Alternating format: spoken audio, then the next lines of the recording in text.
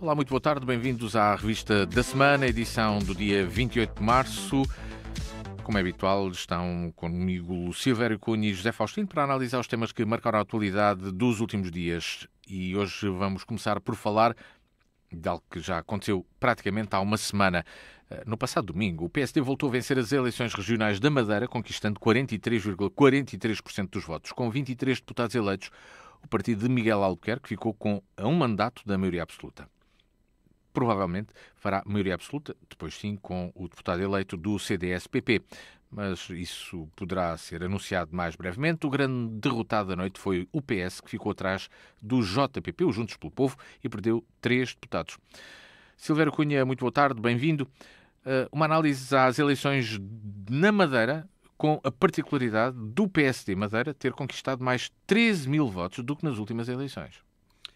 Ora, muito boa tarde. De facto, digamos, é importante, foi uma vitória importante para o PSD, por várias razões. Em primeiro lugar, porque o eleitorado não se mostrou sensível às questões ligadas à problemática jurídica que rodeia o Presidente do Governo Regional e alguns secretários.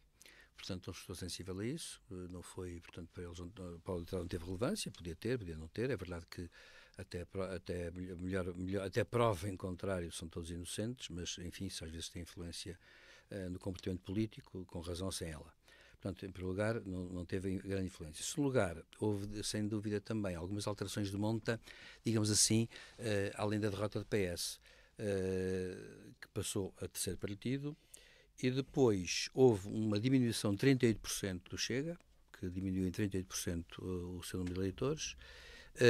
A CDU deve dizer-se que aumentou 15% e ficou a 65 votos de meter um deputado, que é uma coisa interessante, que não acontecia já, digamos, era de certa forma imprevisível, mas aconteceu isso, portanto teve a 65 votos de meter um deputado, e portanto houve uma maior concentração, digamos, de votos nos principais partidos e penso que o PSD saiu, portanto conseguiu catalisar muitos votos que provavelmente poderiam ter ido para outros partidos ou não, mas o eleitorado optou pela estabilidade. E Miguel Albuquerque jogou muito bem essa carta também, porque insistiu muito nisso, a ideia da estabilidade, as pessoas querem estabilidade, portanto isso é que é o essencial, e portanto o eleitorado deu-lhe essa possibilidade. Claro que eu penso neste momento já há acordo com o CDS, e portanto o acordo já está feito, pelo menos a nível parlamentar, se é que não vai haver um secretário regional do CDS também, nomeadamente o líder do CDS na Madeira. Portanto, eu julgo que isso está já arrumado e, portanto, o PSD vai ter maioria absoluta e penso que vai ser uma maioria absoluta estável, porque anteriormente com o PAN, que perdeu, aliás, o seu deputado, e com acordos um bocado efêmeros ou provisórios ou precários, a estabilidade não era tão forte. Por isso, Miguel Albuquerque, na falta de ter maioria absoluta, tem, a meu ver, agora uma maioria absoluta que é realmente estável e que lhe confere, portanto, força. Claro, naturalmente, não põe em causa nada do que está a ser feito em termos judiciais, isso é outra questão, uma coisa não desobriga a outra, mas, no entanto, é sintoma de que, efetivamente, o eleitorado lhe deu um voto de confiança. O PS, a meu ver, não teve, do pouco, eu não vi completamente, não segui a campanha ali, todos os dias sequer, mas ouvi duas ou três coisas e, de facto, a verdade é esta, o PS perdeu fôlego e o líder madeirense do PS não tem, a meu ver, ideias. Não tem ideias. E o JPP beneficiou disso também. O JPP, note-se uma coisa, o JPP tem um argumento, tem uma frase que diz sempre, o seu líder diz sempre isto. É um partido nacional, o JPP existe de facto a nível nacional. É um partido de nível nacional que quer ser um partido nacional. Não pode ser, de outra maneira. Pois, mas ele insiste nisto, que é um partido nacional que quer concorrer a nível também nacional. Não, é que se for considerado regional é excluído. Claro, mas acontece que eles têm essa ambição de vir a ser nacional e que é o principal partido da oposição na Madeira. E, portanto, apareceu de facto com ideias que surgem como sendo comparativamente novas. Portanto, naturalmente, o eleitorado que se opõe ao PSD Madeira, obviamente, tem que se polarizar naqueles que se apresentam com mais novidade, com mais frescura, e a verdade é que o PS Madeira não tem essa frescura, nunca evidenciou essa frescura, a meu ver. De modo que tudo correu de acordo com uma certa previsão. Eu, por acaso, nunca pensei que o eleitorado fosse punir, como não pensa a nível nacional, que o eleitorado vá punir, entre aspas, como se vai dizer, o Primeiro-Ministro ou o líder madeirense por razões que não são explícitas, que judicialmente não levantam um problema evidente. Não penso que isso aconteça. O eleitorado não é sensível a isso. E, portanto, é uma questão que nos levaria para outro tipo digamos, de reflexões. E, portanto, como penso que isso, para mim, foi sempre evidente. Agora, penso também que o PSD, de facto, teve este chamamento à estabilidade, funcionou muito bem. E é verdade que o Chega perdeu um deputado, mas um deputado ali representou no total 38% dos eleitores do Chega, o que é uma grande descida em termos comparativos. E acho que o PSD captou muito bem com a sua mensagem todo esse eleitorado. José Faustino, o PSD foi buscar, se calhar, a todo o lado, porque juntou mais de 13 mil votos. É um resultado que se calhar não se esperava, depois de todos os problemas e notícias em torno, e com 4 arguidos como candidatos, como foi apresentado. Foi rebuscar, porque não nos esqueçamos que o PSD há 50 anos, ou com maiorias quase 50, com maioria absoluta. O tempo de Alberto João Jardim, o PSD é um partido da Madeira. A Madeira vota PSD.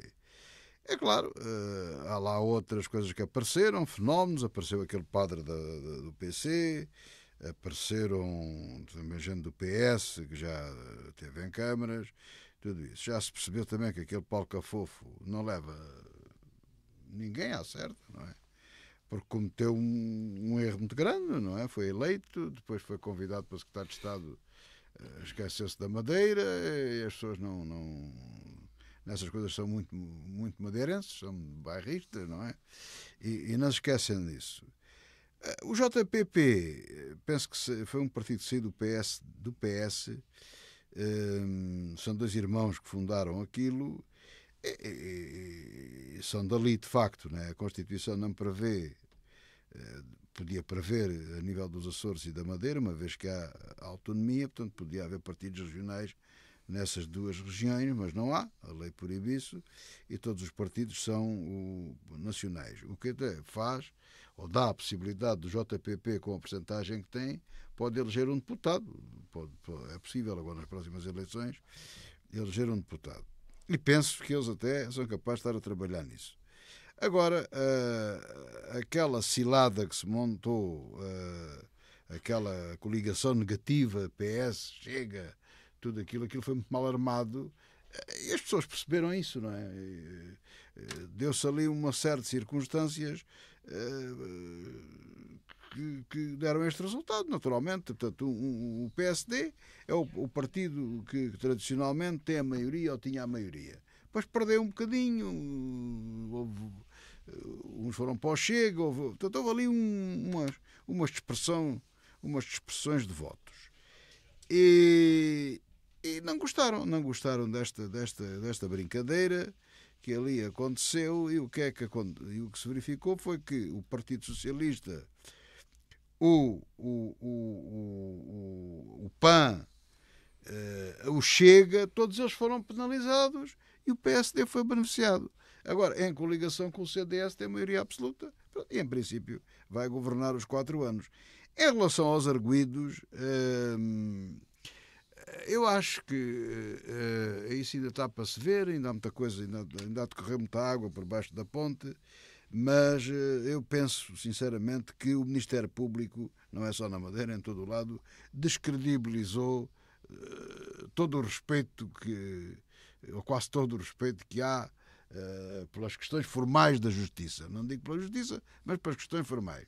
E, portanto, a pessoa ser arguída, ou ser réu, ou ser isto, ou ser aquilo, é para o lado que as pessoas dormem melhor, não ligam importância nenhuma a isso. Tanta gente réu, tanta gente arguído, tanta gente... Ninguém liga a isso. Portanto, isso não tem importância absolutamente nenhuma. E estou completamente de acordo com o professor Silvério Cunha. Isso, por mais que se fale, e vai falar na campanha aqui para a República, eu estou convencido que quanto mais eles quiserem atacar Montenegro com essa questão jurídica, vamos assim dizer, mais os prejudica. Terão sido estas eleições na Madeira um petri de análise Pode servir de análise. Sim. Não, eu estou convencido. Não, dadas as circunstâncias de coligações negativas, não se pode perceber o que por lá aconteceu e que argumentos foram usados para fazer com que... Não, porque o círculo madeirense é pequeno, também há um benefício que é este, Miguel Albuquerque, que é muito conhecido pessoalmente, e as pessoas são todas conhecidas pessoalmente, e portanto para o bem e para o mal, digamos assim. E essa proximidade faz com que, a meu ver, sejam sempre casos muito mais essa proximidade é que dá aqueles votos todos ao JPP. Claro. Mas eu a única coisa que digo, o único paralelo que estabeleço foi aquilo que o professor disse e aquilo que eu digo. É que as pessoas não dão mais peso petitório dos arguidos, isso não ligam importância nenhuma a isso. Portanto, isso não tem importância nenhuma. Destas eleições, vamos lá às legislativas. A coligação para as legislativas antecipadas vai ser entre PSD e CDS-PP. O PPM ficou de fora porque não houve um acordo na distribuição de lugares. Entretanto, 11 ministros do atual governo encabeçam as listas em vários círculos do país. O PPM avisa que a coligação terá de adotar outro nome. Será que isso vai acontecer, Silvério Cunha? Bem, eu não sei o que é que diz agora a lei, mas antigamente os registros implicavam um registro, uma coligação com um registro, e a AD, portanto, aparecia, como aliás a APU, lembra, o José Faustino lembra certamente da APU, e quando muda qualquer parceiro ou componente, claro que tem que mudar o nome. Portanto, a AD, sem o PPM, não é AD, terá que ter outra coisa qualquer, outra designação qualquer. Claro que o PPM, como já se percebeu, foi membro da AD até agora, por razões de pura utilidade de registro, digamos assim, e para emblema que foi utilizado pelo PSD e pelo CDS, para quê? Para ressuscitar um bocado a AD de Sá Carneiro, a meu ver. É um bocado isso. Porque depois, enfim, a AD foi desaparecendo com o tempo. E mesmo com Passos Coelho e Paulo Portas, não era a AD, era a PAF, não é? Portanto, acontece que o que sucede agora é portanto, a tentativa de ressuscitar isso. Claro que sem o PPM não é possível.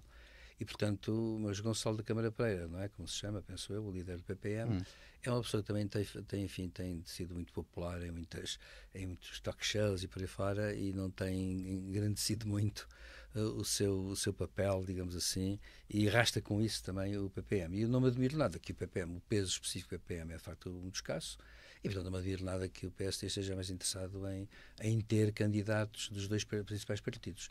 E também é verdade que pôr um membro do PPM num lugar, nem que fosse um lugar elegível, nem que fosse um lugar da zona cinzenta, tinha custos internos. E, portanto, para garantir dois deputados ao CDS, no fundo são dois que vão estar nas listas em lugares elegíveis, são os mesmos, aliás, Nuno Melo e Paulo Núncio.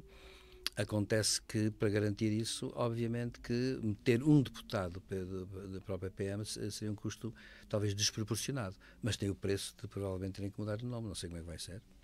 E, de facto, e até, desculpe só dizer uma coisa, e não sei se até está nas mãos, mesmo que o PPM quisesse, é capaz de não poder. Porque um partido que integra um registro não pode dizer assim, o partido agora continua com o nome, mas nós não participamos, quer dizer, não tinha sentido isso, não é? Não, José Faustino, não vamos ter aliança democrática. Mas acho que o PPM não se opuser, pode ser. O problema é que se opõe. Não, mas o líder opõe-se, não é? Pois opõe-se. Opõe-se com razão. Não, eu acho que o PPM foi maltratado, não é? Portanto, a gente sabe que o Gonçalo da Câmara Pereira, que é aquilo que é. Pronto, é aquilo que é. É claro, no tempo de Sá Carneiro, quando a AD foi constituída, era o David Ribeiro Teles, né? Portanto, Gonçalo Ribeiro Teles. É outra coisa diferente, não tem nada a ver, não é? Portanto, era o professor Gonçalo Ribeiro Teles. E olha, os outros também eram diferentes. E outros, ainda, mas o PPM ainda tem gente diferente. Há aquele professor nos Açores, ganha normalmente, do Corvo, que está no Corvo, e há outras pessoas por aí dispersas que talvez devido àquelas doidices entre aspas, do Gonçalo da Câmara Pereira e da família Câmara Pereira afastam-se um pouco mais do PPM. Agora, há uma coisa que é certa, o Gonçalo sempre o conheci assim, sempre o vi assim, não é surpresa.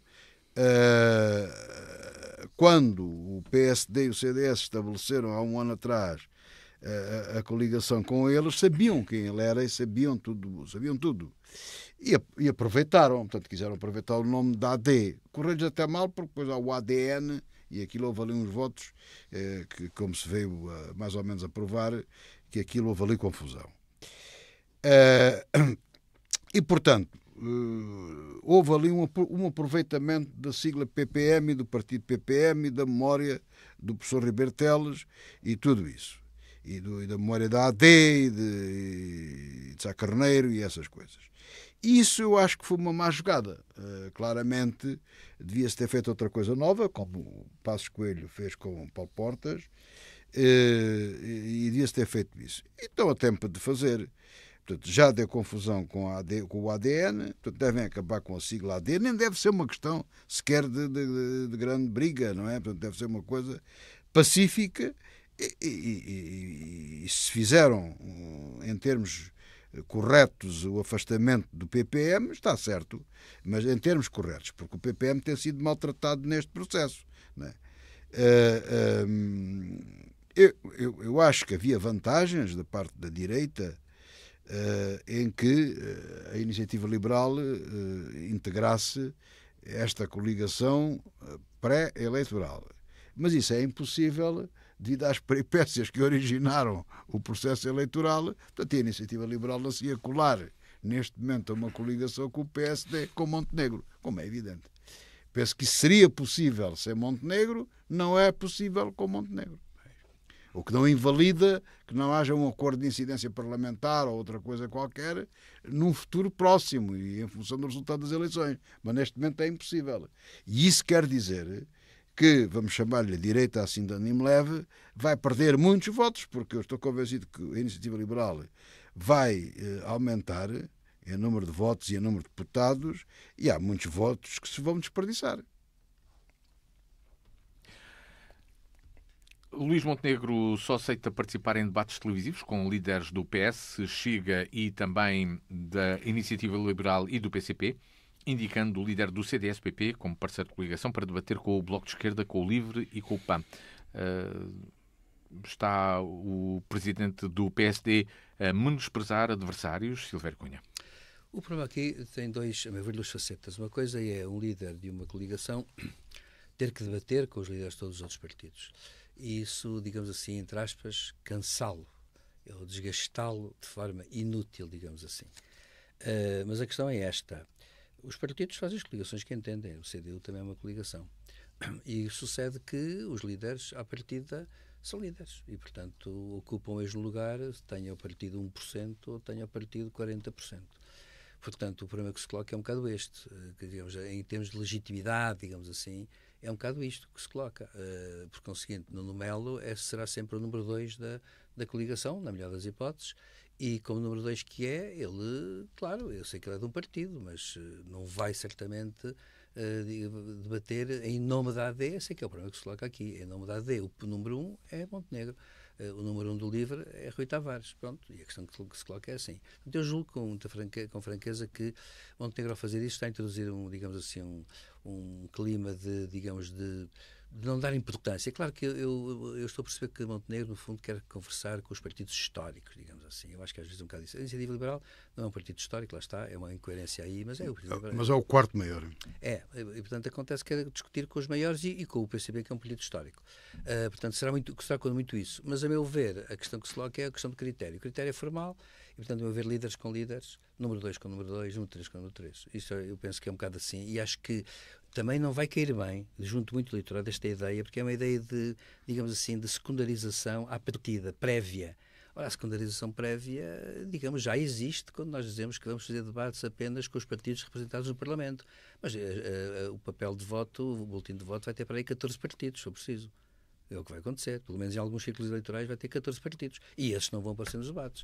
Portanto, acontece que necessariamente isso vai ter pode ter um reflexo negativo também no eleitorado. José Faustino, está o PSD a decidir bem ou a decidir mal? Não, há aqui várias coisas mal decididas. A primeira é um princípio que já se começou a adotar, em que nós pensamos que vamos votar no Primeiro-Ministro. Não vamos. Portanto, o Primeiro-Ministro não é eleito em Portugal. Portanto, esse é o primeiro erro. Mas esse erro está criado, não é? Portanto, está tudo misturado, misturam-se eleições autárquicas com comissões legislativas, qualquer dia misturam-se como presidenciais, e sei lá, vai para aí uma mistura. Pois, e até uma mistura curiosa, os líderes dos partidos podiam até não ser o candidato a primeiro-ministro. Exatamente. Eu até não sei se o professor se lembra, houve uma altura, lembro-me perfeitamente, Pedro Santana Lopes tinha uma proposta em que queria liderar o partido e não ser candidato a primeiro-ministro. É verdade. Isso é perfeitamente normal. Aliás, devia ser normal. O líder do partido pode não querer ser primeiro-ministro. Pode ser e pode não ser. Aqui não. É sempre. Ora, o que nós elegemos nas eleições legislativas é a Assembleia da República. São os deputados em cada círculo. E manda a Constituição que o Presidente, olhando, vendo, estudando os resultados eleitorais, convida o líder do principal partido para formar governo. Ele pode dizer, não, olha, não quero ser eu, é outro. É aqui este fulano que nós indicamos. Portanto, isto está já tudo aqui um equívoco. Portanto, esse eu sei e conheço esse equívoco. Agora, há outra coisa que eu não sei. Talvez, e peço desculpa por malandrice minha, tinha a obrigação de ir procurar e não procurei. E peço desculpa aos meus queridos ouvintes, mas não sei qual é a regra das televisões. Porque isto aqui, temos aqui vários tipos de poderes. Temos os partidos, temos as televisões, temos as rádios nacionais, depois temos as outras rádios, depois temos não sei o quê. Cada um vai fazendo aquilo que lhe apetece. Ou que pode, ou que deixam, não sei. Depois tem a Comissão Nacional de Eleições, depois tem os tribunais, há várias coisas. Eu não sei quais foram as regras que as televisões estabeleceram. Não sei se os debates são entre os líderes dos partidos, se são entre os partidos. Porque uma coisa é ser entre os líderes dos partidos, ou das coligações, não é? Ou dos candidatos a primeiro-ministro, partindo do princípio que são uma e a mesma pessoa, em cada um dos partidos, ou se é entre os partidos. Bom, se a regra diz o debate é individual entre os partidos, então aí o PSD e Montenegro tem razão. Ele diz, não, eu só quero debater com fulano, Beltrano e Cicrano. Agora, o Beltrano e o Cicrano é que pode dizer depois, mas eu não quero bater consigo, não quero debater consigo.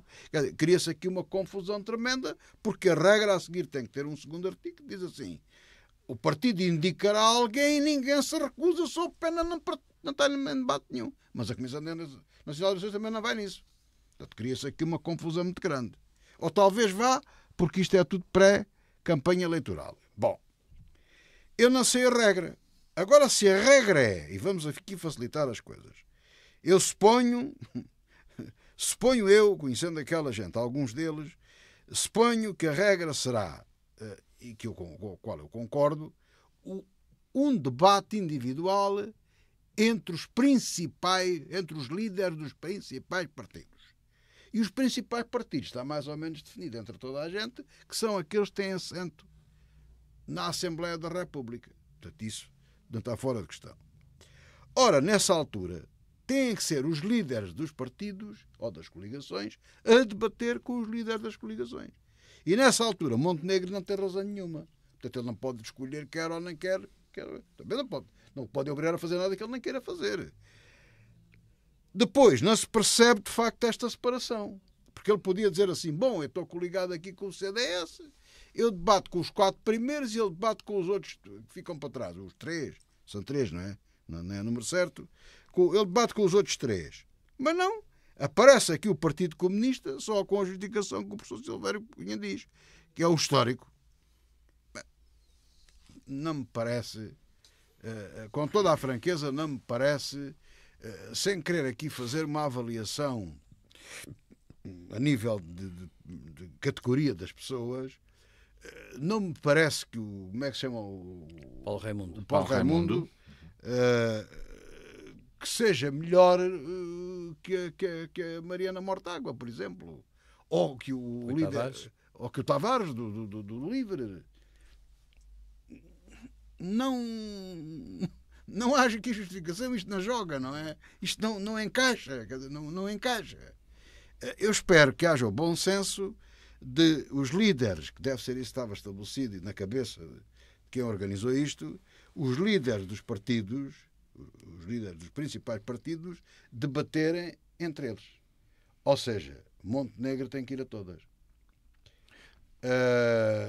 E pense mais, só para acabar, que se levar a dele avante, perde votos com isto e fica mal visto. Penso eu. As pessoas não encaram isto bem.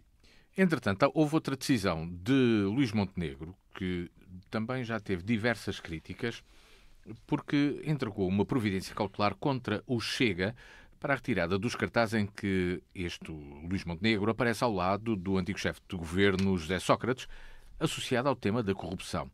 A juíza recusou o pedido para que a ação fosse decidida sem contraditório, tendo notificado o partido, através de André Ventura, apresentando um prazo para que se pronuncie. A providência cautelar exigia a retirada imediata dos cartazes e uma compensação de 10 mil euros a Luís Montenegro. Silvério Cunha, o Primeiro-Ministro lida mal com a crítica ou tem razão neste caso? Ora, vamos ver várias facetas da questão. Os 10 mil euros, para já é que estão a mais. Acho que era bom. Seja como for, a questão que se põe é esta. Mas essa competência cautelar está fora de jogo, não é? A questão que se coloca não é, professor? Não, eu começo os 10 mil euros estão fora de jogo. Sim, agora eu começo a dizer uma coisa. É que esta decisão do Tribunal vem desde logo por um problema de praticamente tirar, digamos, praticabilidade à pretensão. Porque com os prazos que há, etc., isto praticamente somos em eleições. São 10 dias, não é? São 10 dias úteis a correr, depois para haver contestações, etc. E no meio disto tudo vai acabar por se esgotar o prazo todo até à campanha e até as eleições e, portanto, na prática, o cartaz vai ter toda a eficácia que pode ter, porque nessa altura haverá novos cartazes, portanto, o Chega terá outros cartazes. E, portanto, eu penso que isto foi, a meu ver, é uma decisão que acaba por prejudicar o PSD neste caso. Segundo, vamos cá ver, aqui joga-se a liberdade de expressão com o free speech, não é? Com aquilo que se chama, digamos, o bom nome.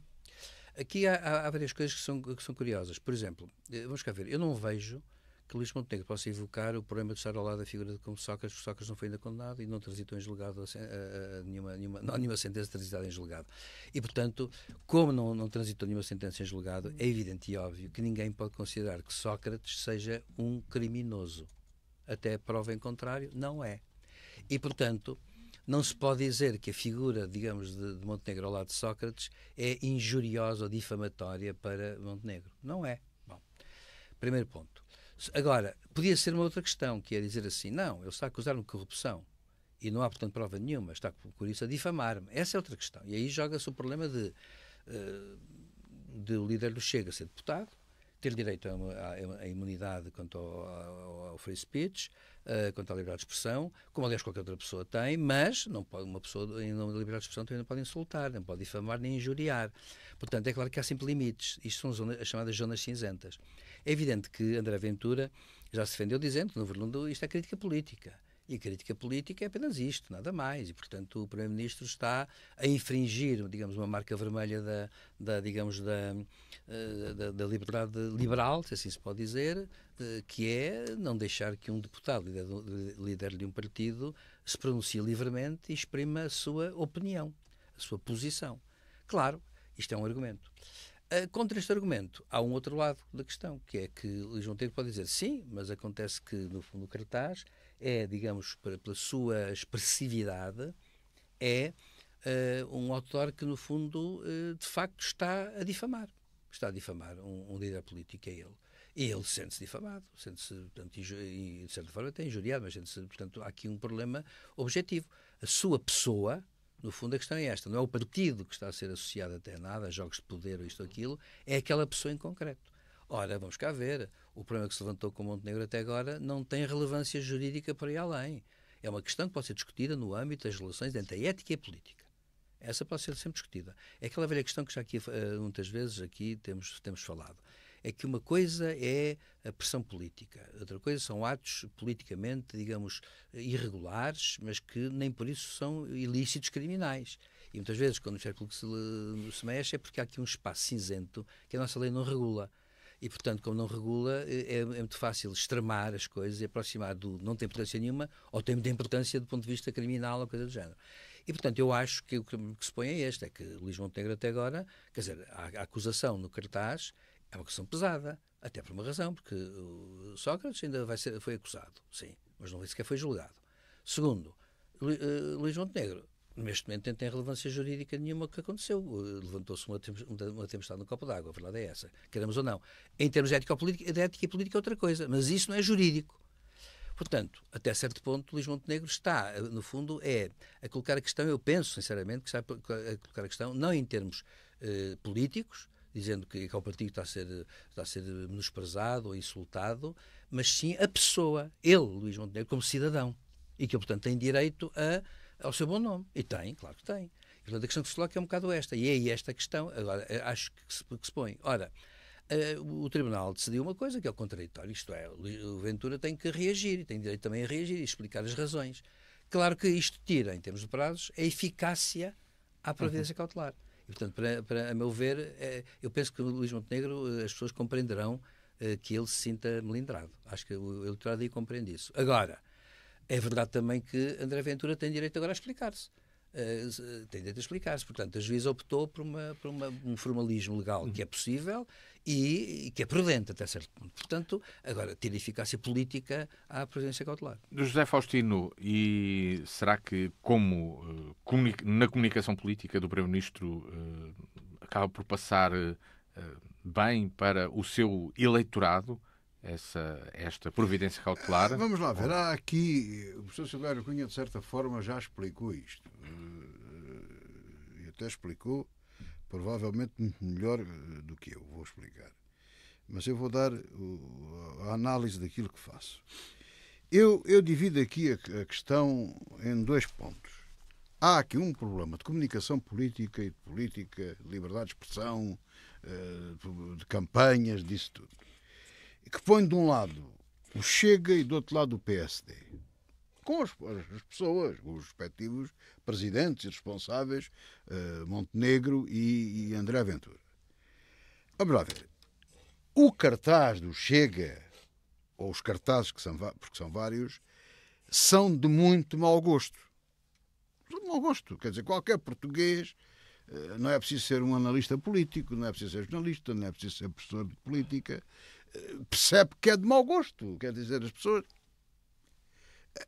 a não ser aquela gente muito ressabiada, muito contrariada, muito chateada, muito aborrecida, lá tem eles a ver, e ficam ali. E os adeptos do Chega. Quer dizer, aquele cartaz, fazendo assim uma má comparação, a iniciativa liberal começou em Portugal, e de facto inovou nesse sentido, fazia uns cartazes engraçados. As pessoas achavam graça àquilo, porque eram bem feitos em termos de comunicação, eram engraçados, eram fora do vulgar, não eram vulgares, eram diferentes, mas não ofendiam as pessoas, digamos, faziam críticas, faziam política, faziam campanha.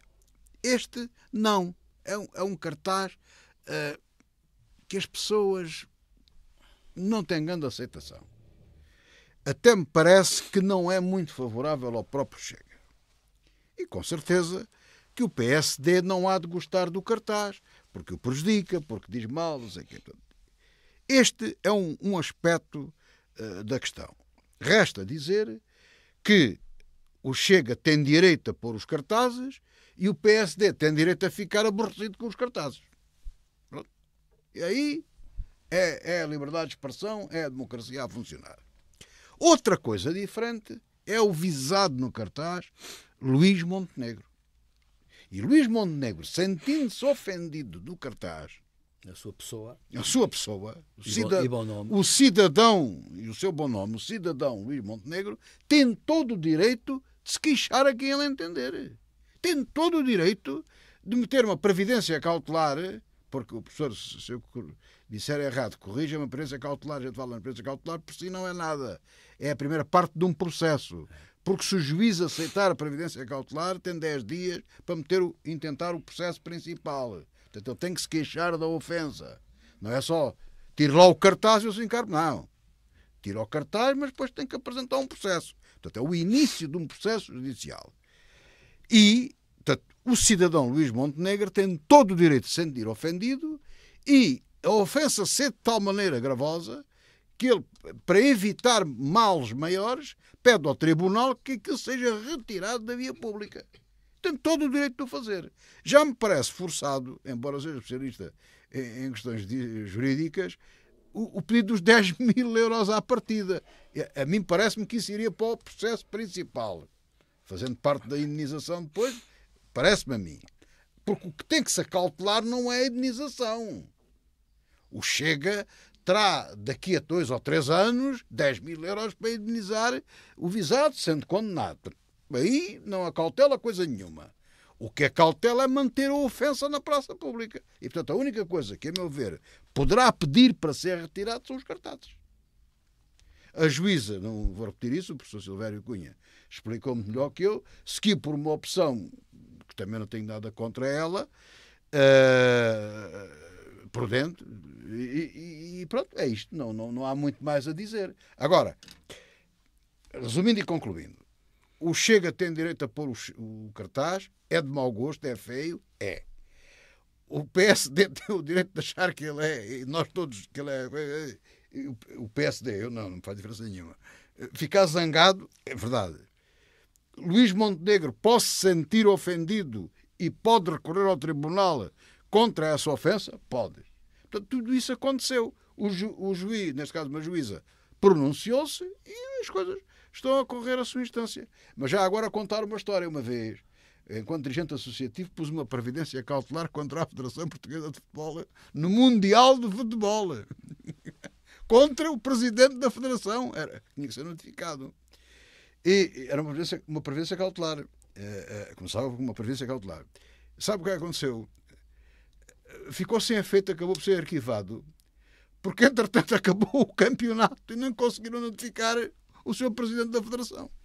No Campeonato da Europa 2004. Pois não conseguiram notificar o presidente da Federação Portuguesa de Futebol. Exato, correu o tempo.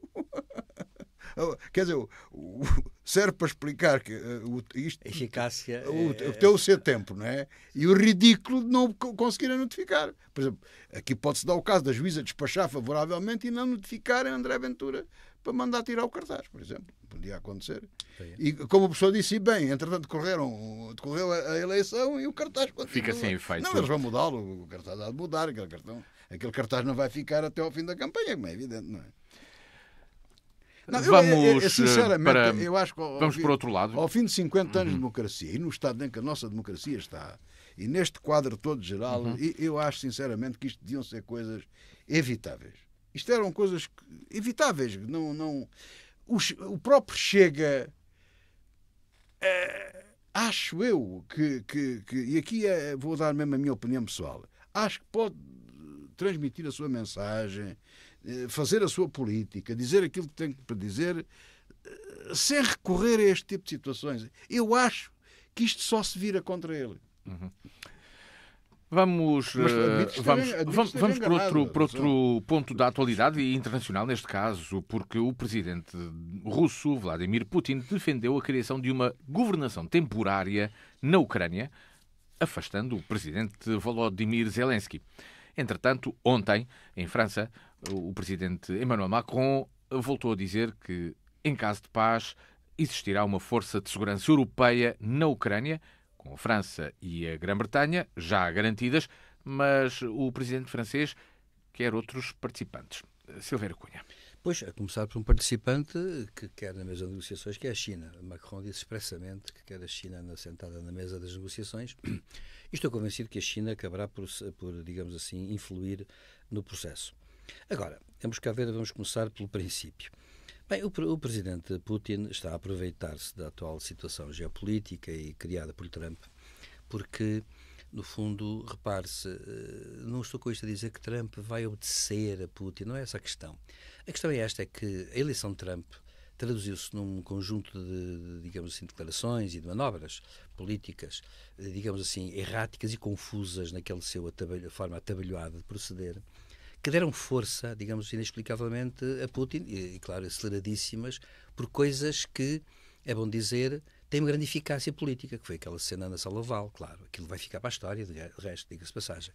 É bom dizer uma coisa, que isto é importante, nem toda a gente, as pessoas muitas vezes não...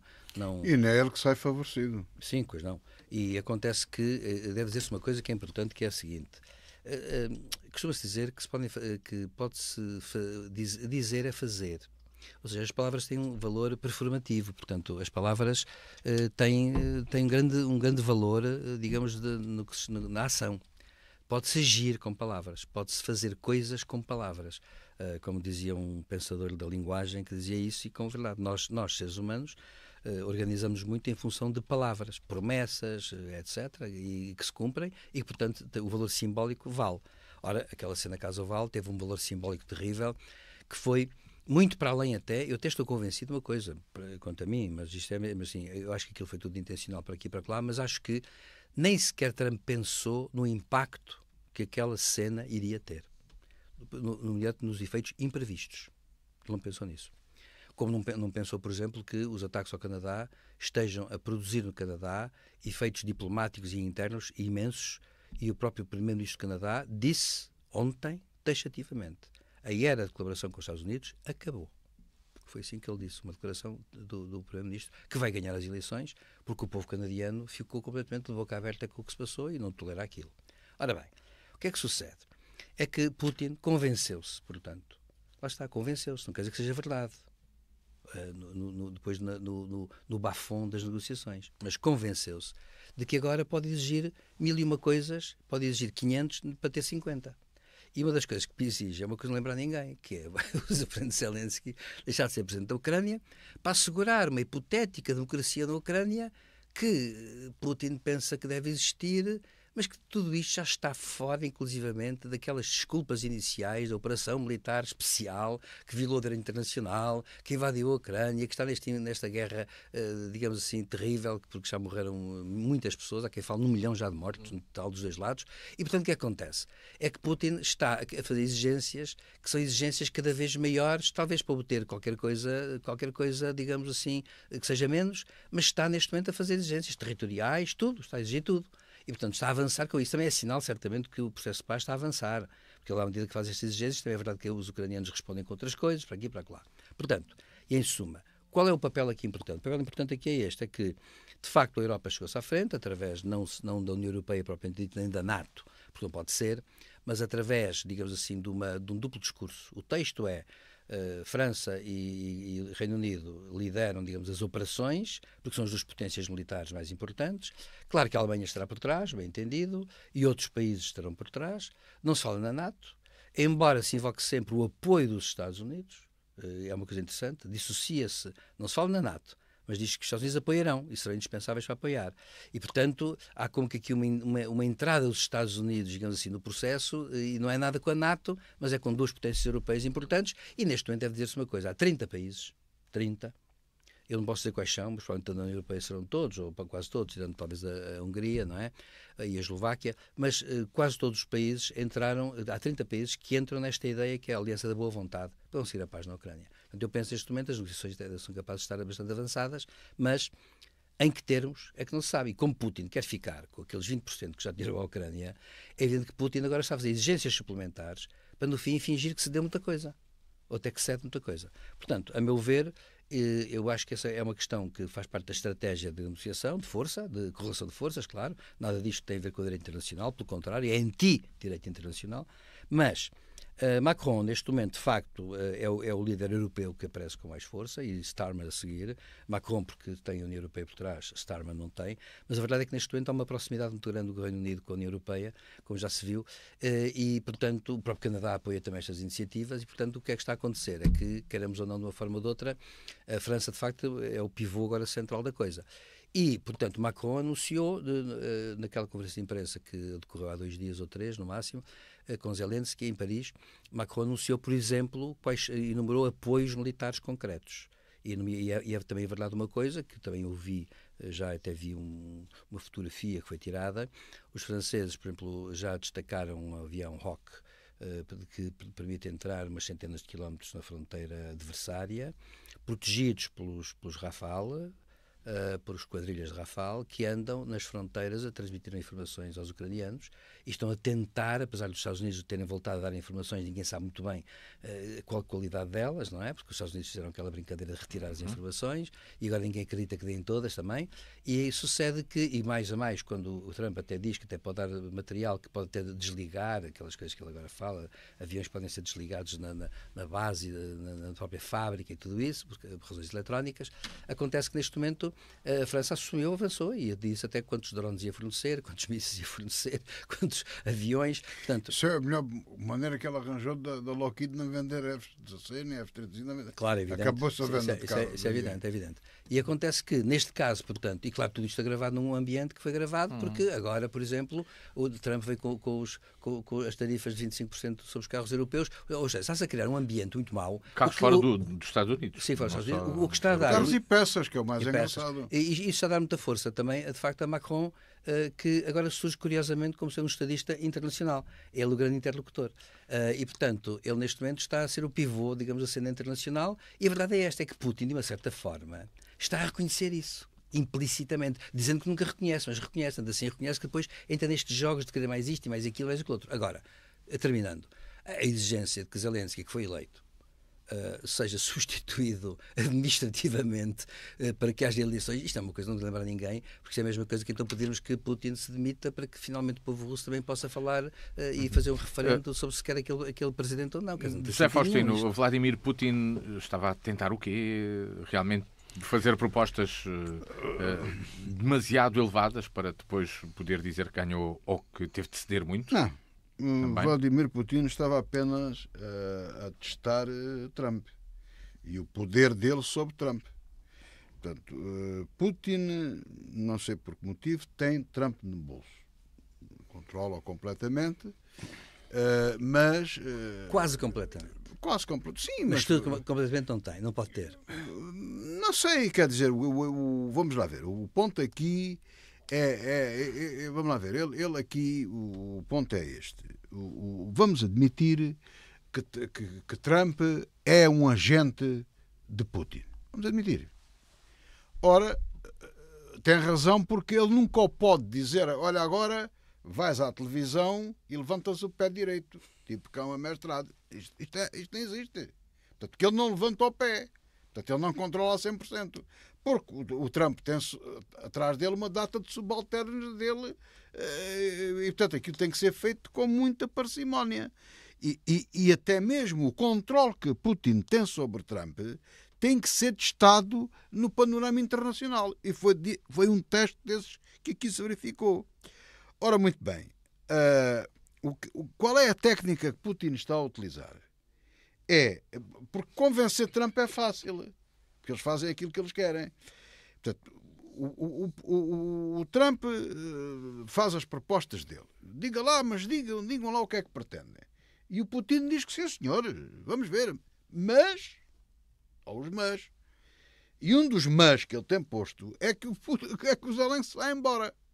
Ora, os mas, o que é que ele faz? É testar até onde é que... Não vamos agora dizer que é o Trump. Vamos dizer até onde é que os americanos podem ir daquilo que ele diz.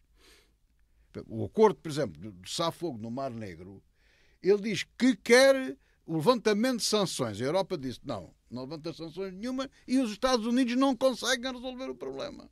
Não conseguem. E se quem manda nisso são os europeus. Portanto, como Trump dizia que o Zelensky não tinha cartas, passou a ter. Tem a Europa tem cartas. Já jogou, está a jogar nela. E tem-as aqui. E ainda tem no baralho, até mais, está aqui. Portanto, a Europa tem cartas, afinal tem cartas. E Zelensky também tem cartas. Está-se a ver que tem cartas. Aliás, já lhe disse que não a algumas coisas e ainda não assinou as terras raras, nem nada disso. Porque ele já criou o petróleo, atenção, o petróleo e o gás. Já não era só as centrais nucleares, agora o petróleo e o gás, não sei qual é a defesa qual é a justificação que ele tem. Ele está ali a sacar tudo. Portanto, peço imensa desculpa, ia-lhe chamar chulo, mas chama-lhe ladrão, porque ele está-se a comportar como um ladrão. Ou um chulo, peço desculpa de usar este termo, Mas é para se perceber bem aquilo que os Estados Unidos estão a fazer em relação à Ucrânia. Aquilo é uma vergonha e de facto, não há termo pior e temos que usar, de facto, os piores termos. Para mim, portanto, o que Trump fez, os americanos o que fizeram, ou o que Vladimir Putin fez, foi testar os americanos, foi esticar a corda até onde é que isto vai. Digo, não, propôs a saída do Zelensky a ver se os americanos cobriam. Não cobriram. Disseram, não. Na Ucrânia mandam os ucranianos. Isso é um processo. Isso não. Portanto, puseram-lhe uma linha vermelha, como agora costuma dizer. Portanto, foi um teste apenas, não mais do que isso. Em relação à questão da Cimeira de Paris, há aqui mais coisas para dizer. Portanto, a Europa está-se a impor, as sanções são para ir para a frente, especialmente as transações lá com o tal sistema de SWIFT, aquele que permite as transações dos dinheiros entre os bancos. Portanto, essa sanção não é aberta, nem essa, nem nenhuma. Isso está clarinho. Vão especialistas militares da França e de Inglaterra, penso que já devem lá estar ou já estão a caminho, de Kiev, para verificar a situação de pós para a paz e como é que tudo isso processa, a deslocação de tropas, tudo visto no futuro. Eu penso que a Europa deve insistir em meter tropas dentro da Ucrânia. Portanto, a Ucrânia já autorizou isso agora na Cimeira, pediu que elas fossem, portanto, deve autorizar. Se Zelensky achar que é guerra, paciência, problema dele. Então, estamos em guerra. Se Putin pensar que estamos em guerra, então estamos em guerra. É um problema do Putin. Não. Portanto, também penso que as tropas europeias han de ser em grupo não muito elevado, muito provavelmente em relação à linha de combate não passarão para além do rio de Dnipro, já dá para fiscalizar as coisas com esses aviões, com tudo aquilo que o professor falava, e portanto é razoável. É isso que essa missão militar composta por franceses e ingleses, os alemães ainda não podem entrar aqui nisto porque estão na fase de política de transição. É provável que se venha a acrescentar a esta gente a China, que já se disponibilizou. Eu acho que faz todo o sentido. A Turquia faz todo o sentido, independentemente dos problemas internos com que está. E, portanto, aquilo vai engrossar. Não é? Portanto, vai engrossar dentro do possível. Não faz sentido levar Portugal, naturalmente. Não faz sentido nenhum. E, portanto, é muito importante essa situação. Finalmente, vem sempre a hora da Europa. Quer dizer, a Europa está tudo a correr tão bem, tudo tão bonito. Temos aqui o fofinho, o sonso, que é o nome mais bonito, o falso sonso, aqui do nosso vizinho, Sánchez. Não gosta de rearmar a Europa. Coitado.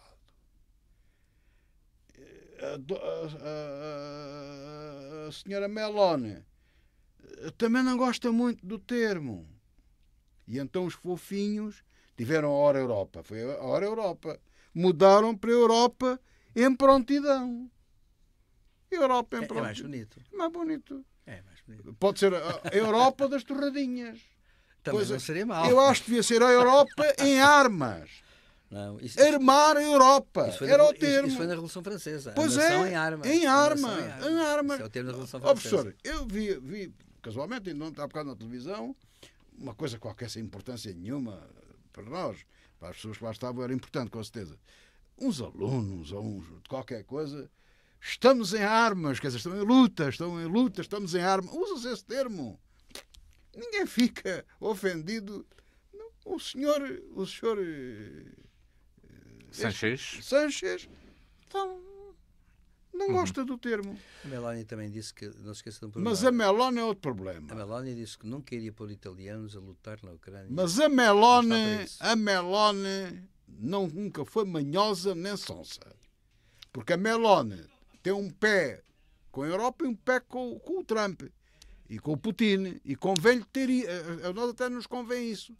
Portanto, a Meloni não se tem portado mal todo. Ou seja, é desculpável essa conversa da senhora Mela, que ela não impôs nada. Ela disse também não gostava, porque ele levantou o problema, foi aqui o nosso amigo Sanches. Mas já agora, para o Sanches, eu tenho uma resposta aqui também para o nosso programa. António de Oliveira Salazar, quando foi na Segunda Guerra Mundial, diziam que o velho estava com uma psicose, mesmo os colaboradores dele, que o Salazar até amava que o Franco era um sonso e que tinha um plano para invadir Portugal. E o professor sabe isto. E veio-se a provar que era verdade. O Franco queria invadir Portugal. O cunhado dele era abertamente adepto disso. Havia um plano. Era ministro, aliás. Havia um plano para invadir Portugal. E Salazar teve sempre isso metido na cabeça. Nunca se deu. Estava preparado para o que fizesse. Portanto, no rearmamento da Europa e de Portugal temos que ter cuidado com os vizinhos espanhóis. Peço imensa desculpa. Especialmente com o sonso do Sanches e o PSOE.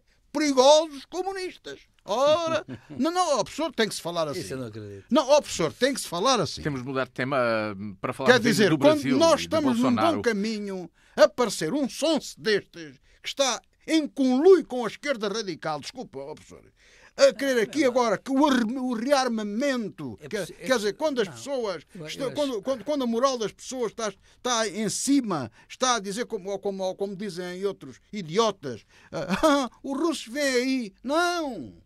Os russos não vêm aí, os russos estão cá. Os russos estão cá, estão a interferir nas eleições, estão a fazer todo o tipo de guerra, da guerra híbrida, todo o tipo de coisas que podem fazer. E estão a invadir a Ucrânia, estão a invadir a Europa. Não, os russos vêm aí. Não, já cá estão. Mas Sanches anda bem cuidado. Sanches e a Meloni agora andam muito bem. Professor Silvério Cunha, Sabe? fica aqui o aviso. Cuidado com a invasão espanhola.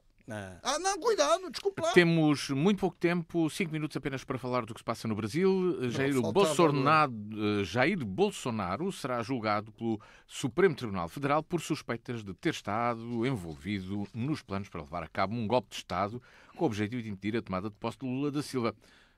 Silvério Cunha, esperava-se já esta decisão do Supremo Tribunal Federal? Do que é que poderá resultar este julgamento? Bem, há aqui uma coisa que eu não tenho acompanhado 100%, mas a verdade é esta: o Supremo Tribunal Federal tem indícios, até porque há gravações e há filmes até, e há declarações. Mas sabe o que é que me surpreendeu ontem ou anteontem? É que o próprio Bolsonaro veio dizer, aliás, está a ser gozado, claro, nas redes sociais, porque Bolsonaro, quando era presidente, chegou a fingir que estava a telefonar a Lula, dizendo que esperava que ele apodrecesse na cadeia. Bom, e acontece que Bolsonaro agora, curiosamente, veio dizer uma coisa, que é assumir espantosamente culpas, que é veio dizer que muito gostaria, em nome de com uma certa humildade, que o presidente Lula o amnistiasse. Ora, só se pode amnistiar quem cometeu crimes. E ele veio agora pedir isso, foi ontem. Uma declaração pública. Portanto, é muito provável, penso eu, que o Supremo Tribunal tenha efetivamente elementos que, aliás, culpam não apenas Bolsonaro, mas mais 7 altos generais, inclusivamente, e altos funcionários da presidência brasileira da época. E, portanto, há gravações, há filmes, há documentos. E isso foi tudo apanhado até por uma razão. Porque houve um indivíduo desses 7 que resolveu denunciar os outros todos. E resolveu apresentar, a troco da delação premiada, resolveu apresentar elementos. E isso é o pior que pode acontecer, porque quando há 7 pessoas que combinam tudo, ainda falta, e acho que há até um general muito metido no assunto, e quando um deles mostra os documentos que andavam a circular, isto é um sarilho. Aliás, não é por acaso que o filho de Bolsonaro fugiu para os Estados Unidos e não aparece. E é senador, portanto tem problema, não é? Aquele, de facto, tem um lugar e desapareceu, e não aparece e recusa-se a vir, de qualquer maneira. Portanto, acontece que o Bolsonaro saiu-se anteontem com essa, a querer que uma amnistia, que seria bom para aqui e para acolá. E claro que isto, nas redes sociais está a dar imenso que falar, porque, no fundo, isto é espantoso. Uma pessoa vir dizer que quer uma amnistia sem sequer ter sido ainda julgado e sem haver condenação até nenhuma. Portanto, a questão que eu penso é essa. Claro que Bolsonaro está a pagar o preço de uma coisa que me parece evidente e com este termino, que é, ele sempre foi um radical no que dizia. Eu acho que Bolsonaro não pensava o que dizia, embora talvez dissesse o que pensasse.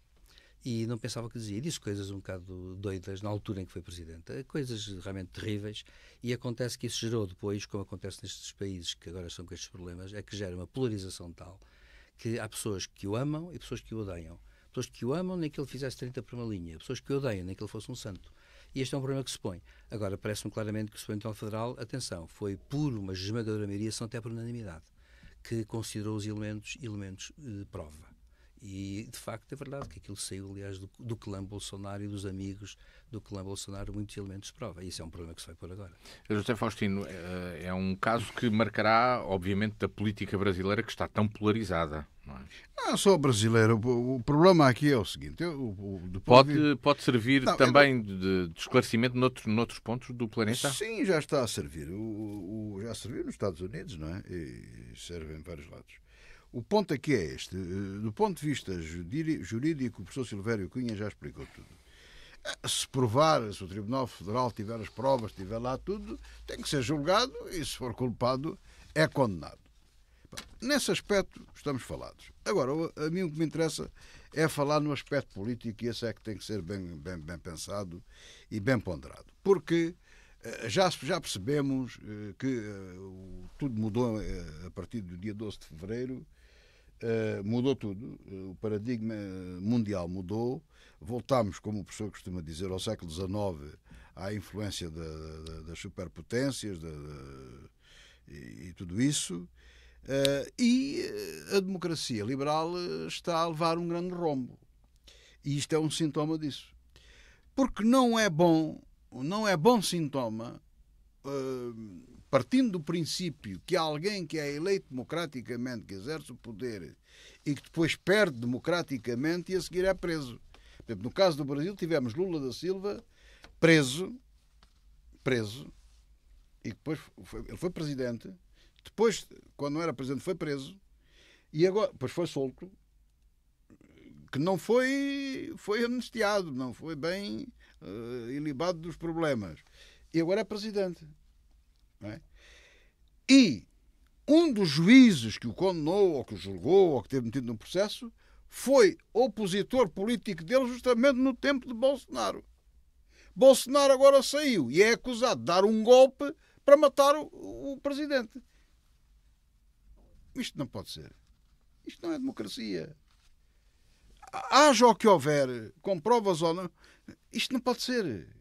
Tem que haver aqui um mecanismo, por exemplo, o caso do Capitólio nos Estados Unidos. Com culpa ou sem culpa, isto não pode acontecer. E há aqui depois outra coisa. Eu sei que é mais fácil falar do que fazer. Mas estes processos têm que ser extremamente rápidos. Porque senão as pessoas, parece ao povo, vingança política e não julgamento. Tem que ser rápido. Por exemplo, no caso de Trump, só muito perto já das eleições é que ele começou a ser condenado e julgado e tudo. Não havia, em 4 anos não houve tempo para andar mais depressa. Pergunto, não sei se havia, se não havia. Porque as pessoas desconfiam. Este é um ponto. Isto é um péssimo sintoma, a acrescentar a muitos mais, para a democracia liberal. É assim que chegamos ao final desta revista da semana com José Faustino e Silvério Cunha. O programa está disponível em dianafm.com, também no canal do YouTube da Diana, onde pode subscrever para receber uma notificação sempre que surgir um novo programa. Voltamos de hoje 8 dias. Boa tarde.